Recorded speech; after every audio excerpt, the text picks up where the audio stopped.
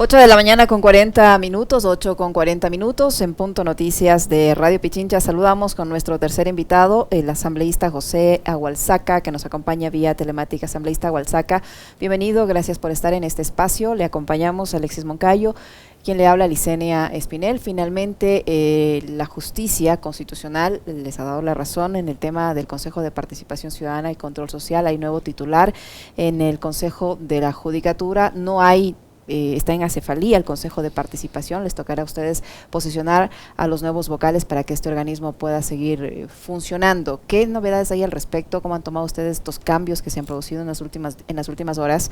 Ya la destitución de este juez Lindao, que les ha causado serios dolores de cabeza a la Asamblea Nacional. En fin, ¿qué se dice en la Asamblea y qué hay algún avance respecto a la posesión de los vocales suplentes de Participación Ciudadana? Sí, enciende su micrófono, por favor. Buenos días a Radio Pichincha, buenos días al pueblo ecuatoriano y a ustedes, Alexis y Yesenia, por haber invitado a este conversatorio.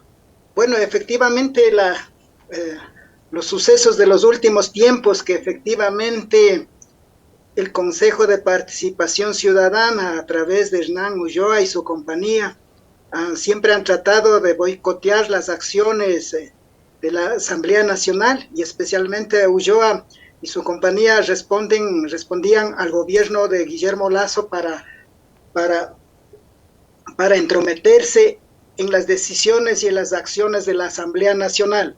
Por lo tanto, la decisión de la Corte Constitucional, en la que ha destituido a los cuatro consejeros del Consejo de Participación Ciudadana, o sea, ratifica efectivamente el juicio político y la destitución que hizo la Asamblea Nacional, y por lo tanto yo creo que es un avance muy importante de la Corte Constitucional, que ha reconocido que efectivamente este juez de Concordia, Lindao, el que dio acción de protección efectivamente a fin de que los 4 destituidos sigan en sus funciones, y yo creo que por eso la ratificación de la Corte Constitucional es muy importante a fin de que se respeten las leyes y también el sistema democrático constituido. ¿Cómo está, legislador? Qué gusto saludarle. ¿Esto de alguna forma abona a contrarrestar esta crisis institucional? Hablábamos hace un momento con Maximiliano Donoso y él decía que parte del caos que estamos viviendo es por esta crisis de instituciones a la que nos ha conducido el propio Estado, ¿no? Desde el gobierno de Lenín Moreno, la consulta del 7 veces sí del 4 de febrero del 2018 y todo lo que hemos vivido ahora. Este pronunciamiento de la Corte Constitucional y estas primeras ejecutorias del doctor Román al frente de la Judicatura dan, digamos, un poco de esperanza de que la cosa pueda mejorar. ¿Cómo ha visto usted las primeras reacciones? Esperemos que efectivamente con las últimas acciones de la Corte Constitucional, el máximo organismo del tema jurídico, aporte y abone a la consolidación de un proceso, de un diálogo de todas las instituciones del Ecuador a fin de promover la salida a la crisis económica, política, de inseguridad que tiene el país, que efectivamente la Asamblea Nacional tiene las funciones de legislar y fiscalizar, pero claro, ahí en la Asamblea Nacional, al interior, el bloque del Creo no tiene mayoría, y por eso hay grupos pequeños de bloques minoritarios que evidentemente se han hecho mayoría de intereses particulares, no en bien de función del Ecuador. Ahí, por ejemplo, el bloque de la UNES, nosotros siempre hemos mantenido firmes y también con lo que requiere el pueblo ecuatoriano. Entonces, en ese sentido, nosotros hemos estado siempre defendiendo al pueblo ecuatoriano, pero claro, además de eso, también desde el gobierno nacional ha hecho una campaña de desprestigio a la Asamblea Nacional. Y por eso cuando nosotros planteamos el año pasado la muerte cruzada desde la Asamblea de la UNES para dar una salida democrática de la Constitución a fin de que salga adelante el Ecuador, efectivamente son quienes opusieron, especialmente que no votaron por la muerte cruzada, el bloque del Partido Social Cristiano y también de la Izquierda Democrática. El legislador Agualsaca, tienen ya el informe que se solicitó al Consejo Nacional Electoral. Ayer el presidente de la Asamblea, el señor Vigilio Saquicela, decía que van a pedir un informe al Consejo Nacional Electoral para que les indique cuáles de los vocales suplentes del Consejo de Participación podrían ser posesionados, cumplirían los requisitos para ser posesionados. ¿Tienen ya ese informe? ¿Conocen ya cuándo se va a dar esta posesión? Efectivamente, el presidente de la Asamblea ayer ya informó públicamente que solicitará al Consejo Nacional Electoral para que dé todo un informe de los nombres de cuáles son las personas, cuáles son los compañeros, cuáles son las autoridades electas que corresponden a fin de posesionar en la Asamblea Nacional y que comiencen a trabajar y a asumir el rol importante del Consejo de Participación hacia la designación de autoridades. Asambleísta, conversemos un poco también sobre lo que está pasando ahora en la coyuntura. Más adelante, obviamente, conocer su postura con respecto de la consulta popular que ha planteado el gobierno, pero de entrada, saber su criterio, tal vez, y a través suyo el de la bancada de UNES, con respecto de estos escándalos de supuestos casos de corrupción que involucrarían a personajes de la entera confianza del presidente Lasso, como el señor Luque, e incluso a familiares, como el mismo Danilo Carrera, cuñado de Guillermo Lasso. ¿Cómo ven ustedes este momento tan crítico que está atravesando el país y particularmente el gobierno?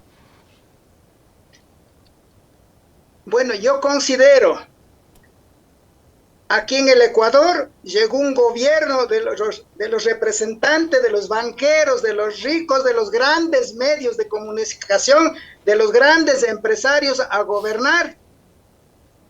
Y ellos para aplicar el modelo neoliberal, o sea, en la lógica de ellos, está bien porque a eso vinieron, a hacer negocios, a hacer corrupción desde el Estado para saquear los fondos del Estado ecuatoriano. Entonces, en esa lógica, evidentemente, entra estos escándalos de corrupción, especialmente del Gran Padrino, y que efectivamente la Asamblea Nacional ha conformado una comisión ocasional para investigar y que definitivamente se llegue a saber la verdadera corrupción que existe en el país a través del gobierno, que ya es públicamente, pero yo considero que es un tema del modelo económico, es el modelo a ellos lo que representa, o sea, los principios de ellos, los principios de la banca, es llegar al Estado y hacer negocios, ir saqueando todo el patrimonio económico del país, como ya sucedió en el feriado bancario. Esa es la postura mía. Ahora, ¿está conformada ya una comisión multipartidista para que investigue desde lo político a los implicados o las responsabilidades en este caso? ¿Ustedes están conformes con la integración de esta comisión? Legisladora Agualsaca, ¿qué se puede esperar de ella? Bueno, nosotros votamos para que se conforme esa comisión y esperemos el trabajo que hagan y esperemos también los resultados del informe serán de acuerdo cómo las autoridades del gobierno faciliten toda la información y también acudan al llamado de la comisión. Entonces, por lo tanto, depende del gobierno nacional si quiere esclarecer, que yo lo dudo mucho.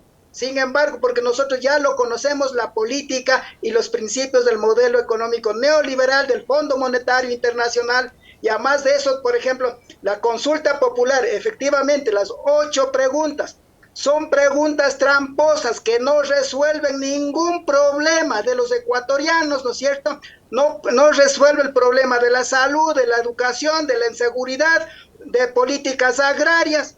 Efectivamente, en el trasfondo lo que quiere el gobierno nacional, ¿no es cierto?, tener más autoridad para avanzar en la consolidación de la privatización de los sectores estratégicos, el seguro social, el seguro campesino, las eléctricas, las telefonías, el petróleo y el Banco del Pacífico. Ese es el sentido y el trasfondo de la consulta popular y por eso nosotros vamos a votar por el no a la consulta mañosa y tramposa de gobierno de Guillermo Lasso, que tiene sumido al hambre y la miseria al pueblo ecuatoriano.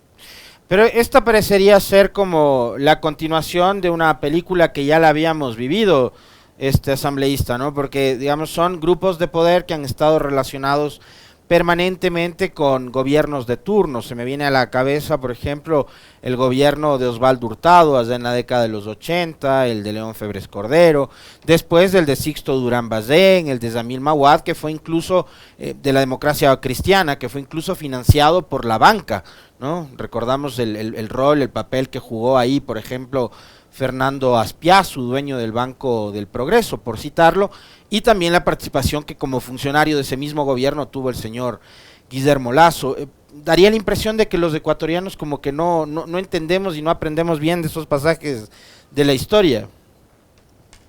Efectivamente, todos los gobiernos que ha nombrado usted, compañero periodista, son de derecha, son de los banqueros, son de los negociantes, de agronegocios, de agroexportadores que llegan al Estado para saquear los fondos públicos, a diferencia del gobierno de la Revolución Ciudadana, que efectivamente defendió al pueblo ecuatoriano, la patria y la soberanía nacional, invirtió en el país, en grandes obras, y eso generó fuentes de trabajo, circuló los dólares, efectivamente todo el mundo tenía fuentes de empleo y a la final mejoró la calidad de vida de los ecuatorianos, que es la gran diferencia de que este gobierno no ha invertido y no invertirá, porque su lógica es achicar el Estado, privatizar los bienes públicos y responder al mandato del Fondo Monetario Internacional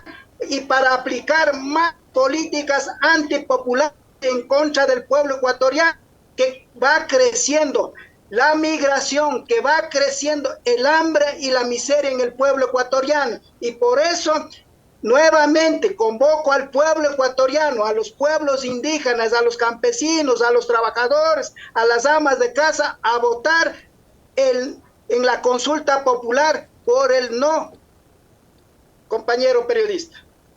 Asambleísta Agualsaca, ¿usted cree que en las comunidades indígenas, de los sectores campesinos, tienen clara la teoría que usted acaba de expresar, en el sentido de que se debe rechazar la consulta popular por todo lo que usted ha expuesto? ¿Hay esa conciencia en los sectores indígenas y campesinos?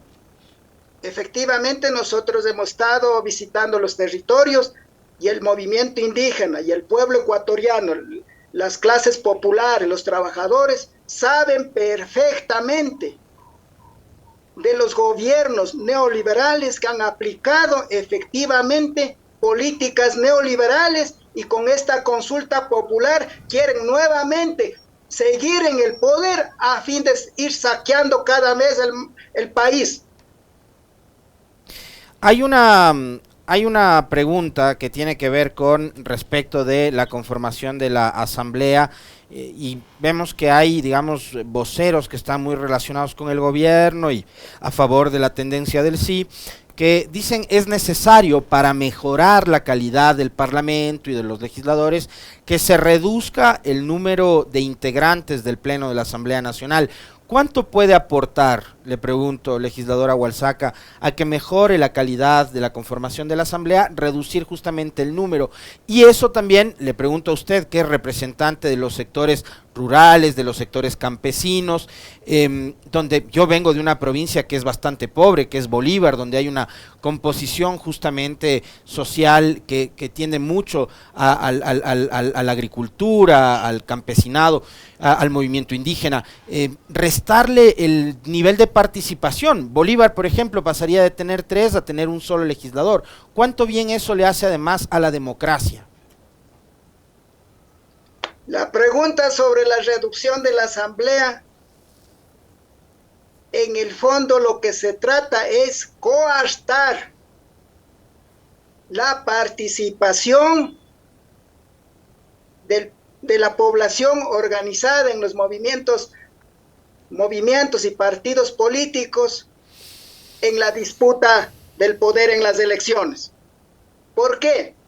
Porque esta pregunta apunta a que, por ejemplo, estarían sumando como 30 asambleístas nacionales si se aprobara el sí. Eso quiere decir que las provincias supuestamente pequeñas del país tendrán menos representaciones. y también las circunscripciones del exterior. Entonces, toda la representación se concentraría en la ciudad de Quito, Cuenca y Guayaquil fundamentalmente. Entonces, hay restricción de la democracia, hay disminución de la democracia. Y ahí efectivamente los pueblos indígenas no tendremos la participación ni de la Amazonía, ni de la sierra, de manera como tenemos la participación ahora, si no tendremos una participación minoritaria. Por eso coarta la participación de los movimientos y partidos organizados y coarta también la participación democrática de los pueblos. Asambleísta Agualsaca, y las preguntas 7 y 8 que tienen relación con el medio ambiente, sobre todo con las fuentes hídricas, algo que ustedes tradicionalmente han defendido, ¿esa tampoco merece el respaldo de los pueblos y nacionalidades indígenas? Efectivamente, a ver, el artículo 406 ya está protegido sobre el tema de los bosques, de los páramos. Lo que quieren es privatizar, ¿cierto? Privatizar y coartar también la participación comunitaria en el tema del agua.